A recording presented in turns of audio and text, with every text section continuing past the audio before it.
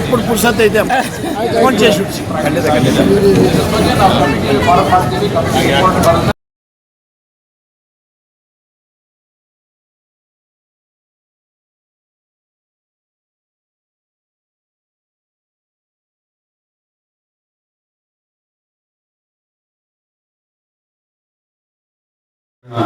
ನಿಮ್ಮ ಮುಂದೆ ಹೇಳ್ತಾ ಇದ್ದೀನಿ. 13ನೇ ಅಧ್ಯಕ್ಷನಾಗಿ ಮಹಾಸಭಾದ ಅಧ್ಯಕ್ಷನಾಗಿ ಜವಾಬ್ದಾರಿಯನ್ನು ಸ್ವೀಕರಿಸಿಕೊಂಡು ಕರೆಕ್ಟಾಗಿ ಇವತ್ತಿಗೆ 11 ತಿಂಗಳಾಗಿದೆ. 13/4/2025 ನಡೆದಂಥ ಚುನಾವಣೆ, ಹಾಗಾಗಿ 11 ತಿಂಗಳು ಮುಗಿದಿದೆ. ಈ 44ನೇ ವಾರ್ಷಿಕ ಸಭೆಯನ್ನು ನಾವು ಇವತ್ತು ಮಾಡ್ತಾ ಇರೋದು ಬಹಳ ಸಂತೋಷವಾಗಿ ನಮ್ಮನ್ನೆಲ್ಲ ಈ ಕಾರ್ಯಕ್ರಮದಲ್ಲಿ ಸ್ವಾಗತಿಸಿ ಈ ಒಂದು ಕಾರ್ಯಕ್ರಮನ ನಡೆಸ್ತಾ ಇದ್ದೀವಿ.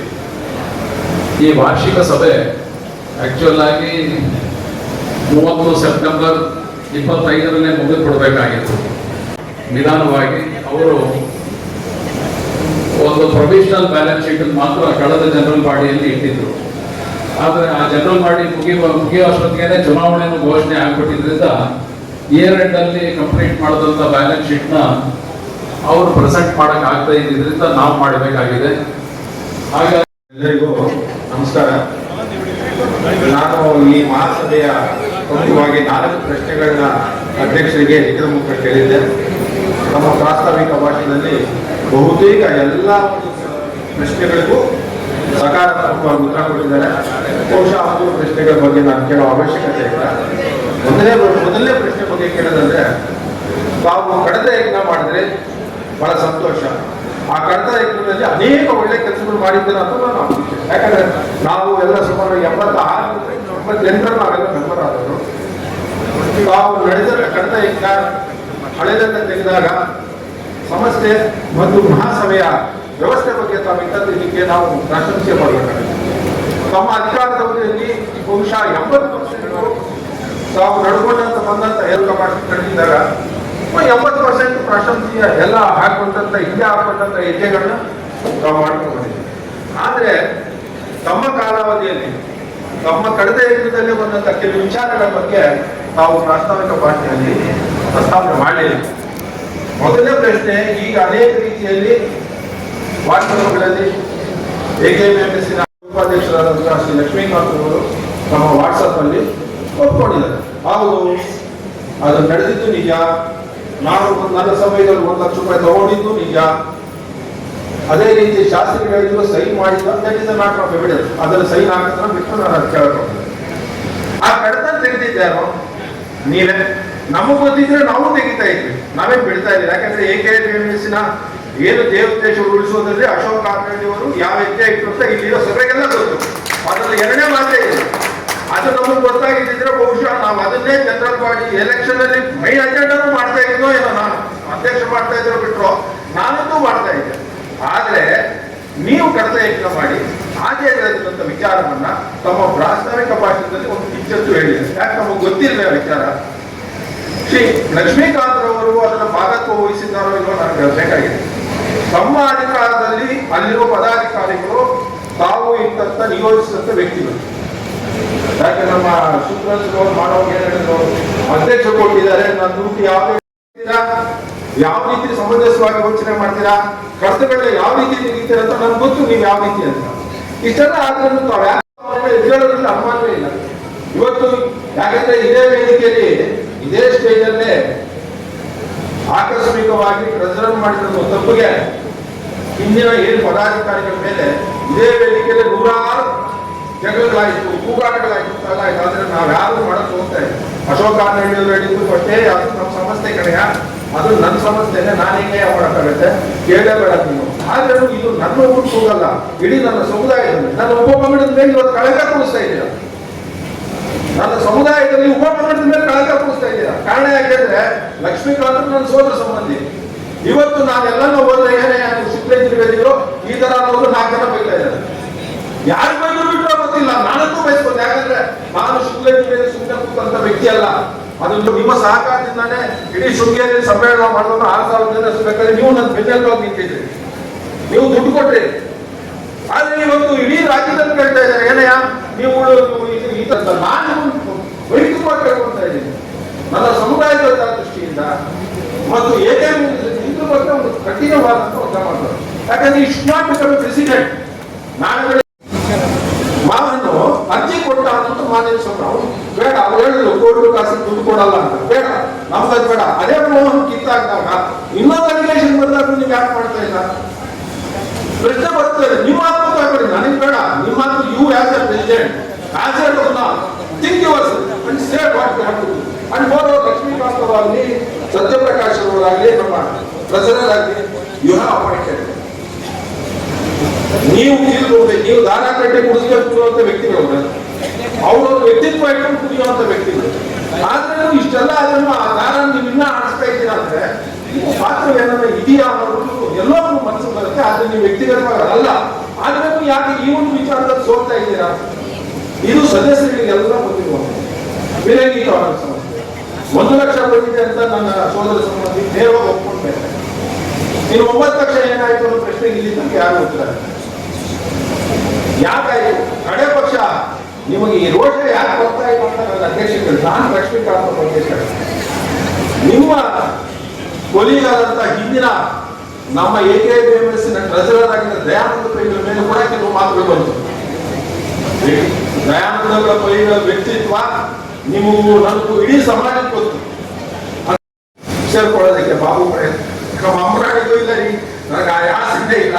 ನಿಮಗೆ ಇನ್ನೂ ಒಂದು ಹೇಳ್ತೀನಿ, ಅಲ್ಲಿ AKBMS ಆದಂತ ಪದಾಧಿಕಾರಿಗಳು ಯಾರು ಅಧ್ಯಕ್ಷರಾಗಿದ್ದಾರೋ ದಯವಿಟ್ಟು BNP ಟೈಮಿಂದ ಇಲ್ಲಿ ತನಕ ತಗೊಂಡ್ಬನ್ನಿ. ಯಾರನ್ನ ನೆಮ್ಮದಿಯಾಗಿ ಹೋಗಿದಾರ ಅಶೋಕ್ ಆಂಜನೇಯರು ಹೆಂಗೋ ಬಚಾವಾದ್ರು 2 ಸ್ವಾಮಿಗೆ ಹೊರಟ್ಬಿಟ್ರು. ಅಶೋಕ್ ಆಂಜನೇಯರು ಮಾಡಿದ ಪುಣ್ಯ ಗುರುಗಳ ಸೇವೆ ಅವ್ರನ್ನ ಕಾಪಾಡ್ದು 2 ಸ್ವಾಮಿಗೆ ಹೊರಟ್ಬಿಟ್ರು. ನಾನು ನೋಡಿದ್ದೀನಿ ಆ ಒಂದು ಸ್ಥಾನದಲ್ಲಿ ಏನೇನಿದೆ ಅಂತ. ನೀವು ನಾನು ಯಾಕೆ ಹೇಳ್ತಾ ಇದ್ದೀನಿ ಅಂದ್ರೆ, ನಾನು ಆಸೆ ಪಡೋದಿಲ್ಲ, ನನ್ನ ಸ್ನೇಹಿತರು ಏನೋ ಖಂಡಿತ ಹೇಳ್ತಾ ಇದ್ದಾರೆ, ನನಗೆ ಅವಶ್ಯಕತೆ ಇಲ್ಲ. ಅಶೋಕನಲ್ಲಿ ಗಮನಕ್ಕೆ ಯಾರು ಬರ್ತಿದ್ರು ಈ ತರ ನಡೀತಾ ಇದೆ ಅಂತ. ಅವರು ನನಗೆ ಅವಶ್ಯಕತೆ, ಅದನ್ನ ಯಾವ ಸಂಸ್ಥೆ ಬಗೆಯುವಂತಲ್ಲ. ಯಾಕೆ ಅಂದ್ರೆ ಯಾವ ವೈದಿಕ ಸಭಾಗಳು ನಡೆಸ್ತಾ ಇದ್ದಾರೋ ಅದೆಲ್ಲ ಸರ್ಕಾರ. ರಘುನಾಥ್ ಅವರ ಅಧ್ಯಕ್ಷರಾದ ಸಂದರ್ಭಕ್ಕೂ ಬಹಳಷ್ಟು ಬದಲಾವಣೆಗಳಿದೆ. ನಾನು 2021ರಲ್ಲಿ ಕೋವಿಡ್ ಆಗುತ್ತಾನೆ ಮುಗಿದಿತ್ತು. ಅಂತ ಕಷ್ಟದಲ್ಲಿ ನಾನು ಒಂದು ಅಧ್ಯಕ್ಷನಾಗಿ ಜವಾಬ್ದಾರಿಯನ್ನು ತಗೋಬೇಕಾಯ್ತು. ನಾನು ಕೂತ್ಕೋಬೇಕಾದಂಥ ಟೇಬಲ್ ಚೇರನ್ನು ನಾನು ವ್ಯವಸ್ಥೆ ಮಾಡಿಕೊಂಡೆ ಕೂತ್ಕೋಬೇಕಾದಂಥ ಒಂದು ಪರಿಸ್ಥಿತಿ ಇತ್ತು. ಹಾಗಾಗಿ ನಾನು ಈ ವ್ಯವಸ್ಥೆಗಳನ್ನು ಸರಿ ಮಾಡೋದ್ರಲ್ಲೇ ನಂದು ಸುಮಾರು ವರ್ಷಗಳು ಕಳೆದೋಯ್ತು. ನಾ ಮಾಡದಲ್ಲೇ ಇರೋ ಕೆಲಸವನ್ನ ರಘುನಾಥ್ ಅವ್ರು ಮಾಡಿದ್ದಾರೆ. ಹಳೆ ಕಡತ ಎಲ್ಲ ತೆಗೆದುಕೊಂಡು ಪರಿಶೀಲನೆ ಮಾಡಿ, ನಾವು ಒಂದು ಕಡೆ ನಮ್ಮ ಮಹಿಳಾ ಹಾಸ್ಟೆಲ್ಗಳನ್ನ ಮಾಡಬೇಕಾಗಿತ್ತು, ಅನೇಕ ಸಮಸ್ಯೆಗಳಿತ್ತು. ಇಲ್ಲಿ ನಮ್ಮ ಗಾಯತ್ರಿ ಭವನದಲ್ಲಿ ಇವತ್ತಿಗೆ ಬಹಳ ಚೆನ್ನಾಗಿ ಮಾಡಿದ್ದಾರೆ. ನಾನು ಅಧಿಕಾರ ಹೋದಾಗ ರಘುನಾಥ್ ಅವರು ಅದನ್ನು ನೋಡಿದ್ರು ಏನೋ ಗೊತ್ತಿಲ್ಲ. ಬಹಳ ಅಲ್ಲಿ ಹೋಗಿ ನೋಡಿದ್ರೆ ಬಹಳ ನೋಡ್ಲಿಕ್ಕೆ ವ್ಯವಸ್ಥೆ ಇಲ್ಲ. ಇವತ್ತು ನಾನು ಮಾಡಿದ್ದಕ್ಕಿಂತ ಹೆಚ್ಚಾಗಿ ಚೆನ್ನಾಗಿ ವ್ಯವಸ್ಥೆಯನ್ನ ಮಾಡಿದ್ದಾರೆ. ನಮ್ಮಲ್ಲಿ ನಾವು ಹೇಳ್ತೀವಿ, ಎಲ್ಲರೂ ಹೇಳ್ತಾರೆ. ಮೊದಲನೇದಾಗಿ ಈ ಸಂದರ್ಭದಲ್ಲಿ ಒಂದು ವಿಷಯ ಬಂದಿದೆ. ಪದಾಧಿಕಾರಿ ಮೇಲಿರ್ಬೋದು ಅಥವಾ ಆಫೀಸ್ ಬೇರರ್ಸ್ ಮೇಲಿರ್ಬೋದು, ಅದನ್ನ ಅಧ್ಯಕ್ಷರೇ ನಿರ್ಧಾರ ತಗೊಳ್ಳೋಕ್ಕೆ ಎಲ್ಲ ಅವಕಾಶಗಳು ನಿಮಗೆ ಇದೆ. ಮೊದಲನೇದಾಗಿ ಯಾಕೆ ವಿಚಾರ ಹೇಳ್ತಾ ಇದ್ದೀನಿ ಅಂದರೆ, 15 ದಿನದಿಂದ ವಾಟ್ಸಪ್ ಗ್ರೂಪಲ್ಲಿ ಒಂದು ಬಂತು, ಜಾಗೃತ ರಾಯರಪಟ್ಟಣದಲ್ಲಿ ಈ ವಿಚಾರವಾಗಿ ಒಂದು ಮೀಟಿಂಗ್ ಕರೀತಿದ್ದೀವಿ ಅಂತ. ಹೆಸರಿಲ್ಲ, ಗೋತ್ರ ಇಲ್ಲ, ಕುಲ ಇಲ್ಲ, ಮೇಲೆ ಈ ತರ ಆಗಿದೆ ಬ್ರಾಹ್ಮಣ ಸಂಘದಿಂದ ಅಂತ. ಎಲ್ಲಿಗೋಗ್ಬೇಕ್ರಿ ಸಮಾಜ? ರೋಡ್ ಗುಲ್ಬರ್ಗ ಆಚೆ ಹೊರಟಾಗಿದೆ ವಿಚಾರ. ನೀನು ಯಾವ ರಾಜ್ಯಕ್ಕೆ ಹೋಗಿದ್ದೋ ಗೊತ್ತಿಲ್ಲ, ಅದನ್ನ ನೀವೇ ಸರಿಪಡಿಸ್ಬೋದಾಗಿತ್ತು. ಅಲ್ಲಿ ಬಂದ್ಬಿಟ್ಟು ಅದೇ ಕೆಲವು ಪದಾಧಿಕಾರಿಗಳು ಹೇಳ್ತಾರೆ, ರಾಯರಪಟ್ಟಣದಲ್ಲಿ ಯಾಕೆ ಮಾಡ್ತೀರಾ ಮೀಟಿಂಗು? ಬ್ರಾಹ್ಮಣ ಸಂಘದಲ್ಲೇ ಕರೀರಿ, ಯಾರು ಹಿತಾಸಕ್ತಿ ಇದೆಯೋ ಅವ್ರು ಬರ್ತಾರೆ. ಅದು ಬಿಟ್ಬಿಟ್ಟು ರಾಘವೇಂದ್ರ ಸ್ವಾಮಿ ಮಠಗಳನ್ನೇ ಉಪಯೋಗಿಸ್ಕೊಂತೀರಾ ಈ ವಿಚಾರಕ್ಕೆ? ನಂದು ಒಂದು ಮೊದಲನೇ ಕಳ್ಕಳಿ, ಅದನ್ನು ನಿಮಗೆ ಬಿಟ್ಟಿದ್ದೀನಿ ಸರ್. ಅದನ್ನೇನು ಮಾಡ್ತೀರಾ, ಏನು ಕಾನೂನಲ್ಲಿ ಅವಕಾಶ ಇದೆ ಅದನ್ನ ನಿಮಗೆ ಬಿಡ್ತೀನಿ. ಎರಡನೇದಾಗಿ ಒಂದು ವಿಚಾರ ಹೇಳಿದ್ರಿ, ಜಾಗದ್ದು ಯಾವುದೋ ಪದ್ಮನಾಭನಗರದಲ್ಲಿರೋ ಹಾಸ್ಟೆಲ್ ಜಾಗದ್ದು. ಅದಕ್ಕೆ ನಾನು 25 ವರ್ಷದಿಂದ ಹಿಂದೆ ಇದ್ದೆ. ಆ ಹಣ ತರಕ್ಕೆ ಸರ್ಕಾರದಿಂದಲೂ ನಾನು ಆದರೆ ವಿಚಾರದಲ್ಲಿ ನಡ್ಕೊಂಡ್ ಬಂದಿದ್ದು 2 ಕೋಟಿ ತರಕ್ಕೂ ಇದು ಮಾಡಿದ್ದಾರೆ ಬಿಡಿ, ಆ ವಿಚಾರ ಬೇರೆ. ಲಾಸ್ಟಲ್ಲಿ ಒಂದು ವರ್ಡ್ ಹೇಳಿದ್ರಿ ಸರ್, ಭಾಳ ಅದು ಸೆನ್ಸಿಟಿವ್, ಬಟ್ ಯಾರು ಮೆಂಬರ್ಸ್ ಅದನ್ನು ಮಾತಾಡ್ತಾ ಇಲ್ಲ. ಯಾರೋ ವ್ಯಕ್ತಿ ಅದರ ಬಗ್ಗೆ ದಾಖಲೆಗಳನ್ನ ಮಾಡಿ ಇದು ಮಾಡ್ತಾ ಇದ್ದಾರೆ, ತೊಂದರೆ ಕೊಡ್ತಾ ಇದ್ದಾರೆ ಅಂತ ಅವ್ರು ಮಾತಾಡಿದ್ರಿ. ದಯವಿಟ್ಟು ಅದನ್ನು ಈ ಸಭೆಗೆ ತಿಳಿಸಿ ಸರ್, ಏನದು, ಯಾಕೆ ಈ ಟೈಮಲ್ಲಿ ಯಾಕೆ ಬಂತು, ಇಷ್ಟು ವರ್ಷ ಲೀಸ್ ಕೊಟ್ಟಾದ್ಮೇಲೆ ಯಾಕೆ ಬಂತು ಅಂತ. ಇದು ಬಹಳ ಸೆನ್ಸಿಟಿವ್ ವಿಚಾರ ಸರ್. ಅದು 22 ಗುಂಟೆ ಇವತ್ತು ಎಷ್ಟು ಹಣ ಅದು ರೀಚ್ ಆಗುತ್ತೆ, ಒಂದು ಸ್ಕ್ವೇರ್ ಫೀಟ್ ಅಲ್ಲಿ ಎಷ್ಟಿದೆ ಅಂತ ಗೊತ್ತು ಸರ್. ಆದ್ರಿಂದ ದಯವಿಟ್ಟು ಅದನ್ನ, ಯಾಕೆಂದ್ರೆ ಅಶೋಕ್ ಕಾರ್ಕಳ್ಳಿ ಅವರು ಅದನ್ನ ಎತ್ತಿಗಳ ಜೊತೆ ಶಂಕುಸ್ಥಾಪನೆ ಮಾಡಿಸಿದರೆ ಚ್ಯುತಿ ಬರಬಾರ್ದು. ದಯವಿಟ್ಟು ಆದಷ್ಟು ಬೇಗನೆ ಅಲ್ಲಿ ಕಟ್ಟಡ ಪ್ರಾರಂಭ ಆಗಬೇಕು. ಅದೇನು ಕಟ್ಟಡ ಪ್ರಾರಂಭ ಮಾಡ್ತೀರೋ ಅದು ನಿಮ್ಮ ಸಂಸ್ಥೆಗೆ ಬಿಟ್ಟಿದ್ದು, ನಿಮ್ಮ ಒಂದು ಪದಾಧಿಕಾರಿಗಳಿಗೆ ಬಿಟ್ಟಿದ್ದು, ಅದನ್ನು ಯಾವ ರೀತಿ ಮಾಡ್ತೀರಿ ಅಂತ. 3ನೇದಾಗಿ ಪ್ರತಿಭಾ ಪುರಸ್ಕಾರ ನಿಲ್ತು 3 ವರ್ಷ ಆಯ್ತು. ಪ್ರತಿಭೆ ಇರೋದೇ ನಮ್ಮಲ್ಲಿ ಸರ್, ಅದನ್ನ ಯಾಕೆ ನಿಲ್ಲಿಸ್ತಾ ಇದ್ದೀರಾ? ದಯವಿಟ್ಟು ಪ್ರತಿಭೆ, ಅವು ಮೊದಲು ಎಲ್ಲ ಜನಾಂಗನೂ ಸೇರಿ ಮಾಡಿಸ್ತಾ ಇದ್ರು. ಅದು BNV ಅವರ ಒಂದು ಆದರ್ಶ. ಇವಾಗ ಆ ಗುಂಪಲ್ಲಿ ಪಾಪ BNV ಅವರು ಗುಂಪಲ್ಲಿ ನಾನಿಲ್ಲ, ಯಾಕಂದ್ರೆ ಅವ್ರ ಶಿಷ್ಯ ನಾನೊಬ್ಬ ಹೇಳ್ಕೊತೀನಿ, ಪರವಾಗಿಲ್ಲ. ಆದ್ದರಿಂದ ದಯವಿಟ್ಟು ಸರ್ ಪ್ರತಿಭಾ ಪುರಸ್ಕಾರ 50 ಜನಕ್ಕೆ ಮಾಡ್ತಿರೋ, 100 ಜನಕ್ಕೆ ಮಾಡ್ತಿರೋ, ಈ ವರ್ಷ ಪ್ರಾರಂಭ ಮಾಡಿ. ಹೆಂಗು ರಿಸಲ್ಟ್ಸ್ ಇನ್ನೇನು ಬರೋದಿದೆ, 2-3 ತಿಂಗಳಲ್ಲಿ. PUC ಎಕ್ಸಾಮ್ಸ್ ಆಯಿತು, SLC ಎಕ್ಸಾಮ್. ಆಫೀಸ್ ಮೀಟಿಂಗ್ ಅಲ್ಲಿ ಮಾತಾಡ್ತಿದ್ದಾರೆ, ಕಮಿಟಿ ಕಮಿಟಿ ಹೊರಗಡೆ ಡಿಸ್ಕಸ್ ಮಾಡಬೇಡಿ.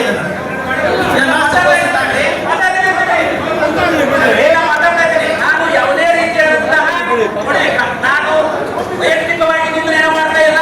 ಅದಕ್ಕಾಗಿ ಇವತ್ತಿನ ಜನರಲ್ ಬಾಡಿ ಮೀಟಿಂಗ್ಗೆ ಸಂಪೂರ್ಣವಾದ ಎಲ್ಲ ಅಧಿಕಾರ ಇದೆ. ಇದೇ ಜನರಲ್ ಬಾಡಿಯಲ್ಲಿ ನೀವು ಅದನ್ನ ದಯವಿಟ್ಟು ಪಾಸ್ ಮಾಡಿ ಅವರಿಗೆ ಅನುಮತಿಯನ್ನು ಕೊಡಬೇಕು ಅಂತ ಕೂಡ ನಮಗೆ. ನಮಸ್ಕಾರ ಸರ್, ನಮಸ್ಕಾರ. ನನ್ನ ಹೆಸರು ನಾಗರಾಜ್ ಬರಬೇಕು. ನಮ್ಮದು ಇದು ಬ್ರಾಹ್ಮಣ ಸಭೆ ಅನ್ನೋ ಒಂದು ಅಭಿಮಾನ ಇರಬೇಕು ಅನ್ನೋ ದೃಷ್ಟಿಯಲ್ಲಿ ನಾನು ಜಿಲ್ಲಾ ಪ್ರತಿನಿಧಿಗಳನ್ನು ಮಾಡಬೇಕು ಅನ್ನೋ ಒಂದು ಆಲೋಚನೆಯನ್ನು ಮಾಡಿದೆ. ಇವತ್ತಿನ ದಿನಕ್ಕೆ ಆಲೋಚನೆ ಮಾಡಿದಾಗ ಇನ್ನೂ ಅಷ್ಟು ಬದಲಾವಣೆ ಅವಶ್ಯಕತೆ ಇರಬಹುದು. ಇನ್ನೂ ಹೆಚ್ಚಿನ ಜಿಲ್ಲಾ ಪ್ರತಿನಿಧಿಗಳನ್ನು ಮಾಡ್ಬೋದಾ, ಅಥವಾ ಇಡೀ ಕರ್ನಾಟಕದ ರೀಜನ್ ವೈಸ್ ಡೆವಲಪ್ ಮಾಡ್ಬೋದಾ, ಅದನ್ನು ಆಲೋಚನೆ ಮಾಡಿ ಈ 1 ವರ್ಷದ ಒಂದು ಅನುಭವದಲ್ಲಿ ಯಾವ ರೀತಿ ಬದಲಾವಣೆ ಮಾಡ್ಬೋದು ಅನ್ನೋದನ್ನ ನೀವು ಆಲೋಚನೆ ಮಾಡಿದ್ರೆ ನಾವು ಮುಂದಿನ ಇದರಲ್ಲಿ ಬಯಲಾನ ಸೂಕ್ತವಾದಂಥ ತಿದ್ದುಪಡಿ ಮಾಡಿಕೊಂಡು ನಮ್ಮ ಅನುಕೂಲಕ್ಕೆ ತಕ್ಕಂತೆ ನಾವು ಬದಲಾಯಿಸ್ಕೋಬಹುದು. ಆದರೆ ಈ ಜಿಲ್ಲಾ ಪ್ರತಿನಿಧಿಗಳಿಗೆ ಪ್ರಕಾಶ್ ಹೇಳಿದ್ರು, ಪ್ರಕಾಶ್ ಅವರು ಚುನಾವಣೆಗೆ ನಿಂತ ಮೇಲೆ ಇಷ್ಟನ್ನೆಲ್ಲ ಸದಸ್ಯತ್ವ ಓಡಾಡಿದ್ದಾರೆ. ನೀವು ಸದಸ್ಯತ್ವ ಜಾಸ್ತಿ ಆಗ್ಬೇಕಂದ್ರೆ ಈ ಜಿಲ್ಲಾ ಪ್ರತಿನಿಧಿಗಳು ಮಾಡಿದ್ದೇ ಒಂದು ಕಾರಣ. ನಾವು ಚುನಾವಣೆ ಬಹಳ ಒಂದು ಬಿರುಸಿನಿಂದ ನಡೆದ ಮೇಲೆ ಎಲ್ರಿಗೂ ನಾನು ಸದಸ್ಯರಾಗಬೇಕು ಅನ್ನೋ ಒಂದು ಭಾವನೆ ಬಂತು. ನಾನು ಕರೆದು ಕೇಳಿದೆ, ಅವ್ರಿಗೆಲ್ಲ ಪ್ರಶಸ್ತಿ ಬಂದಿತ್ತು. ಅಲ್ಲಮ್ಮ, ನಮ್ಮ ಪ್ರಶಸ್ತಿಗೆ ಬಹಳ ಎಲ್ಲ ತಂದೆ ತಾಯಿ ಎಲ್ಲ ಬಂದಿದ್ದೀರಲ್ಲ. ಇಲ್ಲ ಸರ್, ಇದು ನಮ್ಮ ಸಮುದಾಯ ಕೊಡೋದು ನಮಗೆ ಬಹಳ ಹೆಮ್ಮೆ, ನೀವು ಕೊಡೋದು ನಮಗೆ ಬಹಳ ಒಂದು ಸಂತೋಷವನ್ನ ತರುತ್ತೆ. ನಮ್ಮ ಸಮುದಾಯದಲ್ಲಿ ನನ್ನನ್ನು ಗುರುತಿಸಿದಾರಲ್ಲ ಅಂತ ಹೇಳಿ ಮಕ್ಕಳು ತಂದೆ ತಾಯಿಗಳು ಸಂತೋಷ ಪಡ್ತಾರೆ. ಆ ದೃಷ್ಟಿಯಲ್ಲಿ ದಯವಿಟ್ಟು ಈ ಮಕ್ಕಳಿಗೆ ಒಂದು ಪ್ರೋತ್ಸಾಹವನ್ನು ಕೊಡೋದು. ಏನಪ್ಪ ಅವ್ರು ಓದಿರ್ತಾರೆ, ನಾವು ಮಾಡೋದೇನೋ ಮೊಮೆಂಟ್ ಕೊಡೋದು, ಏನಾದ್ರು ಒಂದು ಪ್ರೋತ್ಸಾಹ ಮಾಡೋದು. ಅದಕ್ಕೆ ತಂದೆ ತಾಯಿಗಳಲ್ಲಿ ಮಕ್ಕಳಲ್ಲಿ ಬಹಳ ಒಂದು ಅದಕ್ಕೆ ಬೆಲೆ ಇದೆ. ಹಾಗಾಗಿ ಈ ಪ್ರತಿಭಾ ಪುರಸ್ಕಾರದ ಕಾರ್ಯಕ್ರಮವನ್ನ ನಾವು ದಯವಿಟ್ಟು ಈ ವರ್ಷ ಮಾಡಿ ಅನ್ನೋ ಒಂದು ಮನವಿಯನ್ನು ಹೇಳಿ, ಮತ್ತೆ ಮಾಡೋದು, ವೈದಿಕ ಮಾರ್ಗದಲ್ಲಿದ್ದರು, ಸಮಾಜಕ್ಕೆ ಏನಿಲ್ಲ, ಜಾತಿಯನ್ನು ಇವರೇ ಸೃಷ್ಟಿ ಮಾಡೋದು ಅಂತ ಈ ರೀತಿಯಾದಂಥ ಅಪಪ್ರಚಾರ ಮಾಡ್ತಕ್ಕಂಥ ಸಂದರ್ಭದಲ್ಲಿ ನಮ್ಮ ವೆಬ್ಸೈಟ್ ಅಲ್ಲಾಗಲಿ ಅಥವಾ ಬೇರೆ ಒಂದು ಮಾರ್ಗದಲ್ಲಿ ನಾವು ಬ್ರಾಹ್ಮಣರ what are the contributions brahmins to this country ಅಂತ ಹೇಳ್ತಕ್ಕಂಥ ಒಂದು ಮಾಹಿತಿಯನ್ನ ಕೊಡಿ ಅಂತ ಹೇಳಿ ಕೇಂದ್ರ ಸರ್ಕಾರದ ಒಬ್ಬ ಪ್ರಮುಖ ಹುದ್ದೆಯಲ್ಲಿದ್ದವರೇ ನನಗೆ ಸಲಹೆಯನ್ನ ಕೊಟ್ಟರು. ಅವ್ರು ಹೇಳ್ತಾ ಇದ್ರು, ಕೇಂದ್ರ ಸರ್ಕಾರದ ಬೇರೆ ಸರ್ಕಾರದಲ್ಲಾಗಲೂ ಬ್ರಾಹ್ಮಣರಿಗೆ ಸಹಾಯವನ್ನ ಮಾಡತಕ್ಕಂಥ ಯಾವುದೇ ವ್ಯವಸ್ಥೆಯೇ ಇಲ್ಲ.